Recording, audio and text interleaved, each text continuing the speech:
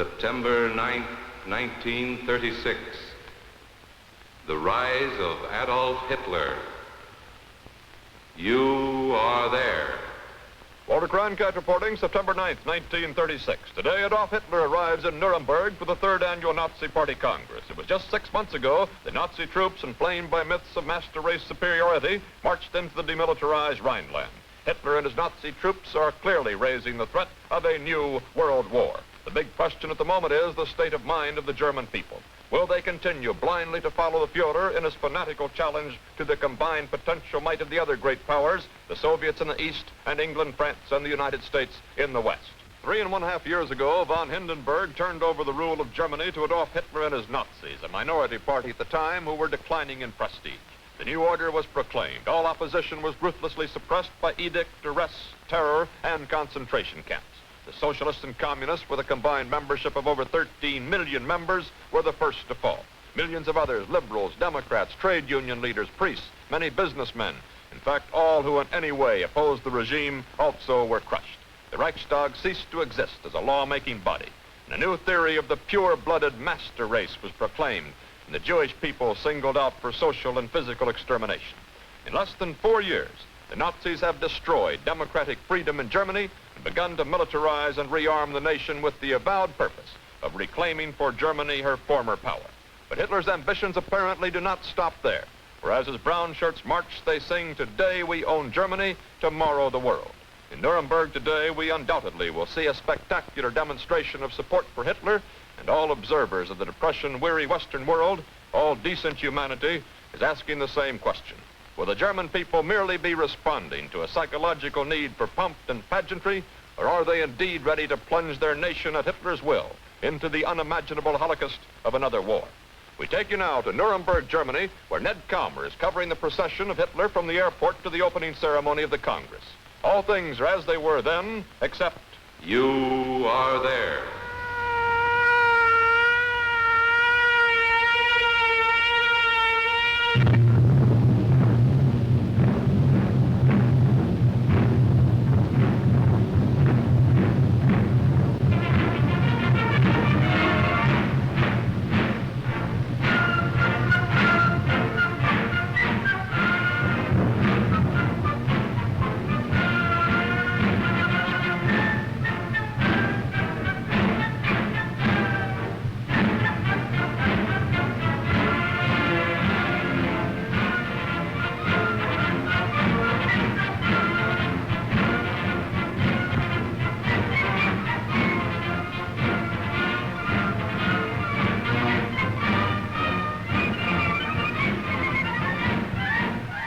This is Ned Calmer in Nuremberg. The old winding streets of this once world-famous market town have been lined since early morning with men, women, and children who've come from every corner of Germany to salute their Fuhrer. They've come by train, by plane, by bus. Some contingents of the Hitler Youth Organization have been on the march for a week, arriving this morning at the huge bivouac that's been set up for them on the outskirts of the city.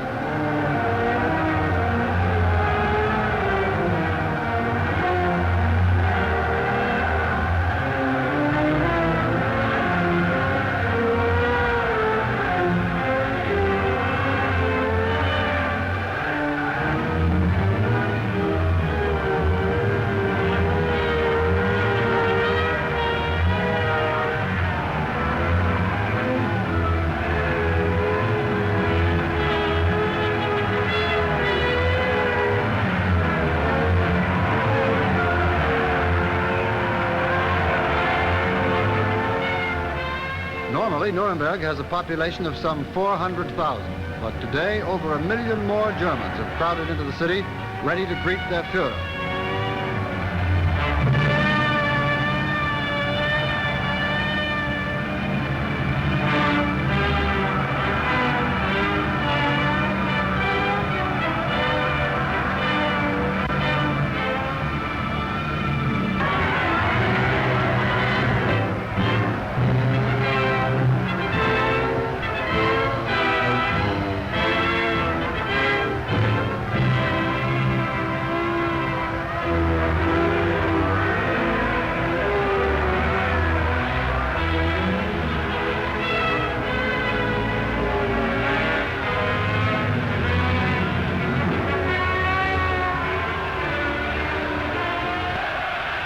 Todd Hunter is somewhere in the crowd trying to get a word with some of them in order to get an idea of how the German people feel about their Fuhrer.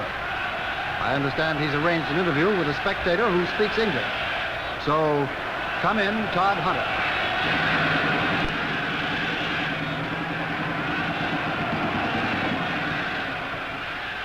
This is Todd Hunter. It has been almost impossible to move through the crush of people who have been waiting here for a glimpse of Adolf Hitler. Some of them have been standing for 16 and 18 hours. How long have you been here, Mrs. Schuster? Since 4 o'clock this morning, when my train arrived from Magdeburg. Oh, you've come a long way, haven't you? To see the Fuhrer, we could travel any distance. This is my son Hans. He belongs to the Hitler Youth. Tell me, Mrs. Schuster, do you think Mr. Hitler's policies are turning out well for Germany? But there is no question, is there? Already there is no longer any unemployment. Everyone has a job, is happy and working. You did not live in Germany after the last war. You do not know the misery and suffering we went through. And today it is different? Today it is glorious. The Germans today can lift their heads with pride. They are one race, united and free. Would you say that was true of the Jewish people in Germany? Well, the Jews, they have always been a source of trouble, you know. Do you know this for a fact, Mrs. Schuster? But it is in all the newspapers. In the new Germany, one is not punished for nothing. Then you feel that the German nation is solidly behind Hitler Yes, I do. and would follow him anywhere he leads, Anywhere. He is not only our leader, he is us. even into war? There will be no war. That is the Führer's policy, to make us so strong that no country would dare make war upon us. The German people welcome war. There is no greater grave for a German youth than to die for Hitler. There is no greater grave for a German mother than to give her sons to Hitler. There will be no war. My husband was in the last war, at Verdun, you know. A corporal like the Führer himself. He was so sorry he could not be here today. But in a wheelchair, it is so difficult, you know. My father is a hero. He would march beside me if he could. There will be no war. The Führer will not allow it. You do not understand. He is our Siegfried, sent to protect us from our enemies. Hitler is Germany, and Germany is Hitler. Do you understand? There will be no war. Hitler is Germany, and Germany is Hitler. Do you understand? He is our salvation. Hey, Hitler!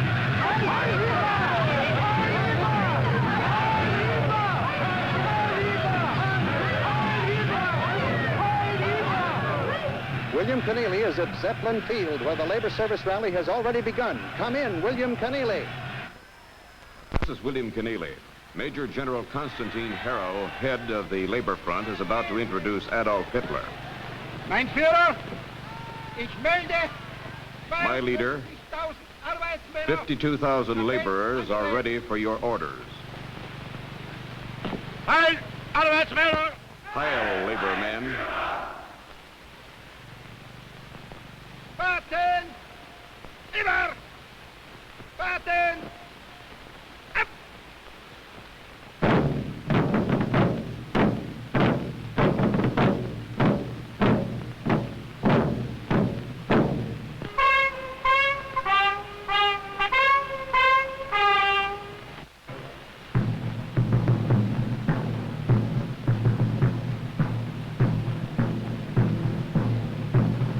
Wir standen nicht im Schützengraben. We are not standing in the trenches, nor were we under fire. And yet we are soldiers. Hämmern, Äxten, Haufeln, Hacken, Spaten. Wir sind des Reiches junge Mannschaft. We are the young people of this realm. Bei Tannenberg, At Tannenberg, vor Lüttich, at Liège, vor Verdun, at Verdun, an der Somme, at the Somme, an der Düne, in Flandern, in Flanders, im Westen, in the West, im Osten, in the East, im Süd, in the South, zu Lande, zu on Wasser land, und on in the den seas, Wolken. and in the skies, Kameraden, die Rotfront und Comrades, Reaktion erschossen! shot dead by Reds and reactionaries. Ihr seid nicht tot! You are not dead. You are alive in Germany. We take you to the CBS newsroom in New York. Come in, Harry Marble. We have here in our New York studio Major George Fielding Elliott, well-known military analyst. Major Elliott, there were 52,000 men out on that field in Nuremberg today, each man carrying a spade, and yet each man considers himself a soldier. I'm wondering when those spades will be beaten into swords. Do you consider this just a masquerade for a highly trained military force? I certainly do. I think these young men are the reserves of the new German army. We've known for a long time that the Reichswehr is just a framework of officers and non-commissioned officers. Now, in the guise of this labor corps, Hitler is training the masses of privates to fill out this framework into a great army. There were 52,000 of these boys at Nuremberg. I'll bet there's 1 million of them in all Germany. But the Versailles Treaty forbids the training of German reserves. Do you think Hitler can get away with this? It looks as though he is getting away with it. After all, it's been done before. It's an old German custom. 130 years ago, when Napoleon beat the Prussians at Jena, he insisted the Prussian army be reduced to 42,000 men.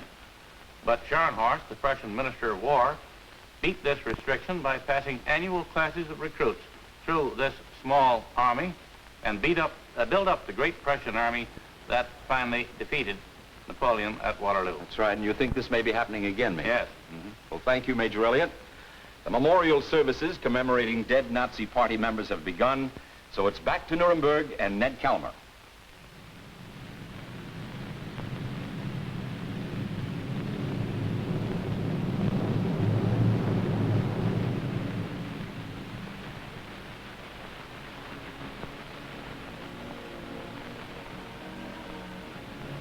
The memorial services commemorating dead Nazi Party members have begun. The figures you see marching between the formation of stormtroopers are Adolf Hitler, Heinrich Himmler, and Victor Lutze, the Chief of Staff of the stormtroopers.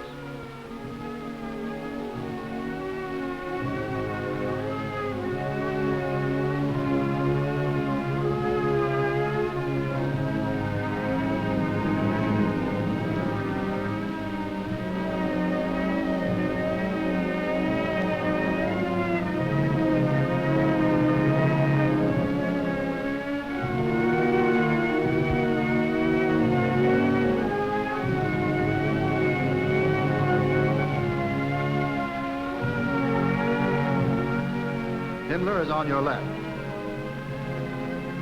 He's chief of the elite Black Shirt Guard. Hitler in the center, Lutze at the right.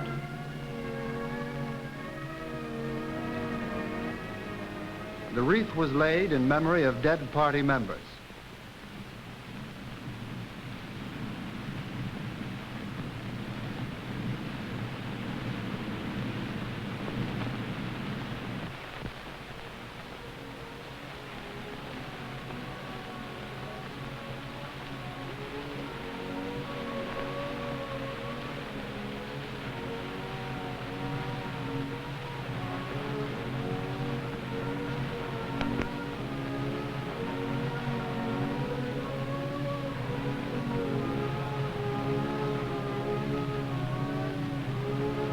From Zeppelin Field, Hitler is proceeding by limousine to Adolf Hitler Platz in central Nuremberg, where he'll review the army. We switch you now to central Nuremberg.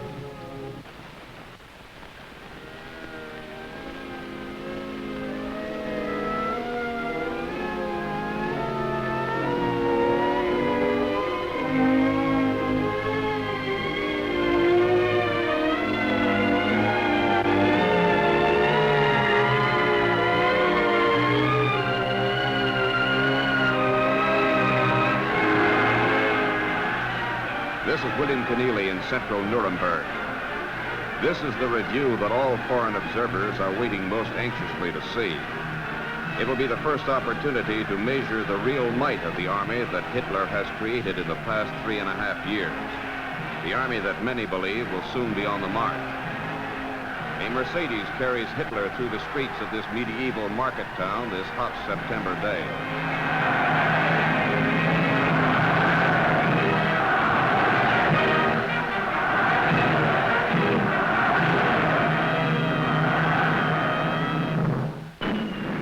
Troop Drum Corps. There's the Elite Guard.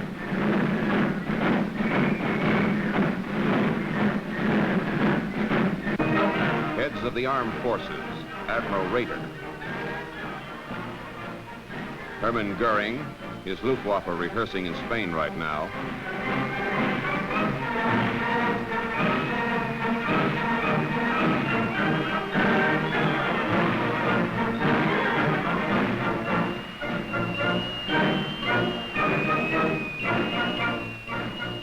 Now a good close-up of Goering.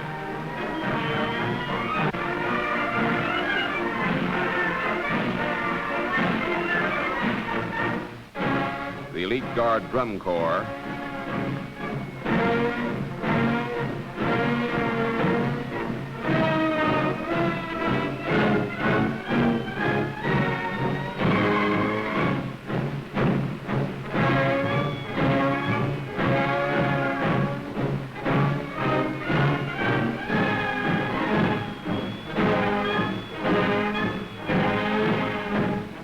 Part of the Wehrmacht.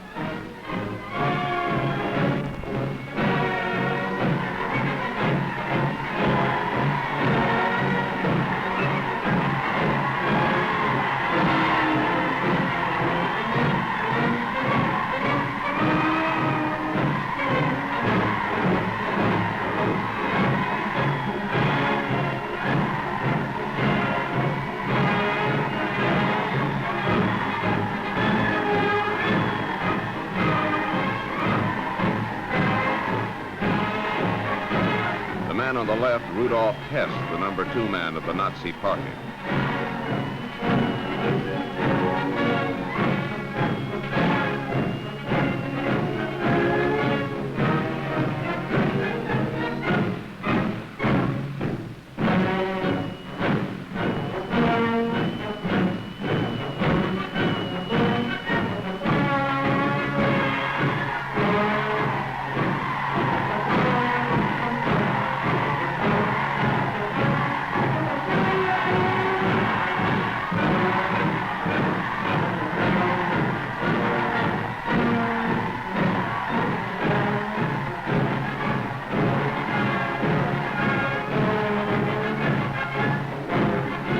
If there's one thing that this vast demonstration seems to show, it is unshakable solidarity for the Nazi cause. It seems Hitler has hurdled his greatest barrier, the natural reluctance of any people to go to war. Harlow Wilcox is ready now with another interview. Come in, Harlow Wilcox. Would you say, sir, that the German people are behind Hitler? Absolutely. Why is that?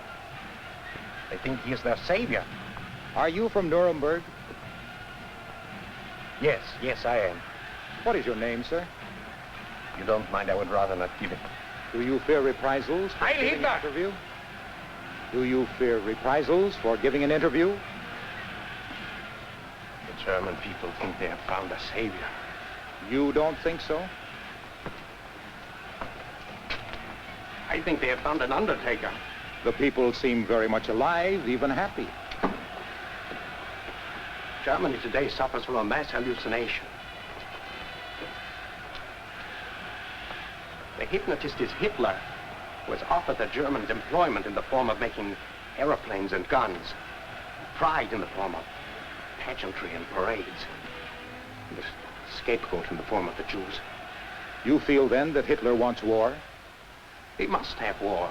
His philosophy, his program has nowhere to go except to war. Is there any resistance to this program within Germany? There are some who object, who resist the regime. I have not seen much resistance today. Behind our false pride is the true feeling, fear. We're a frightened people in the hands of a madman. Do you include yourself? I too am a German. This is my country. I used to be proud of it. Now I am ashamed. But even in my shame, I will fight to make it the kind of country it ought to be. And if I am called, well, I will not be alone. Excuse me. You're attracting attention. This is Ned Calmer at Congress Hall. Hitler is addressing the party officials. Only if we are able to make the party the highest embodiment of National Socialist thought and spirit,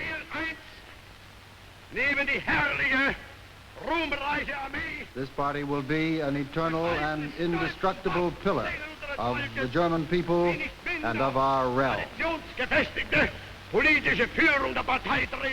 Then our magnificent, glorious army will enter the services of the party, which then will be steadied by its traditions. And these too will educate the Germans and carry on their shoulders the German state, the German realm.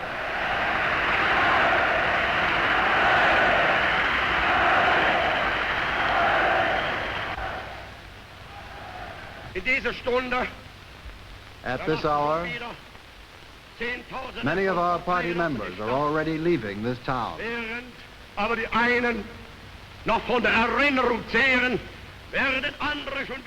And while many of them will still be reveling in recollections of these days, others will be busy already preparing the next meeting.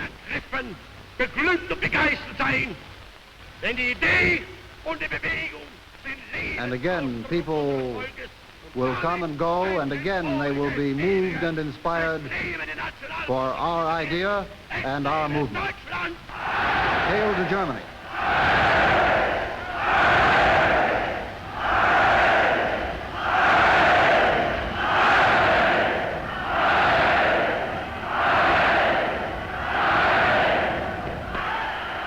Rudolf Hess.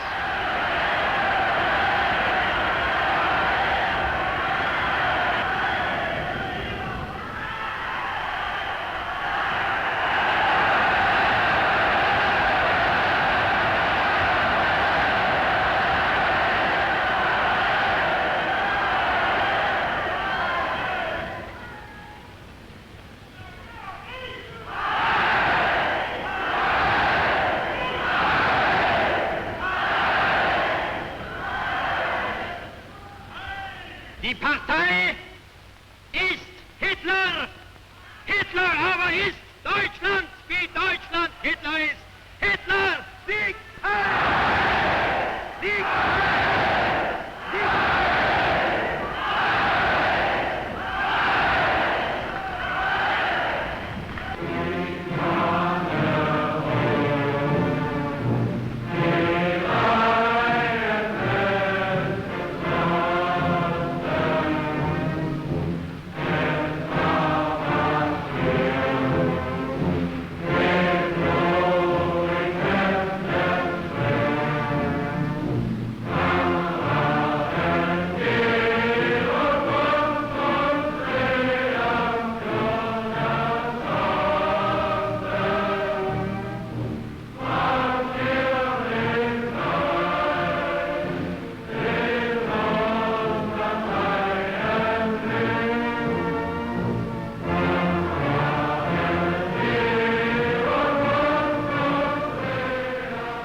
These are the men who lead the new Germany. These are the people whom they lead. The question is, how far will these people follow these men? Will they learn in time that there is no secure and happy life in a program of guns instead of butter? That there is no democracy in a philosophy based on the myth of racial superiority? That there is no freedom for one unless there is freedom for all? The German people did not realize in time. They followed their leader through parade to demonstration, and from demonstration to blitzkrieg, while the rest of the world played the game of blind man's bluff with Adolf Hitler. It was a tragic game. First Austria fell, and then after the travesty of Munich, Czechoslovakia collapsed. Not until the very last moment, not until it was almost too late, did the free world awaken to the threat of Nazi terror. And then it took the devastation of the Second World War to turn back the fury of the Nazi military machine. The price of liberty became the blood of millions of people all over the face of the earth. What sort of a day was it? A day like all days, filled with those events that alter and illuminate our time. And you were there.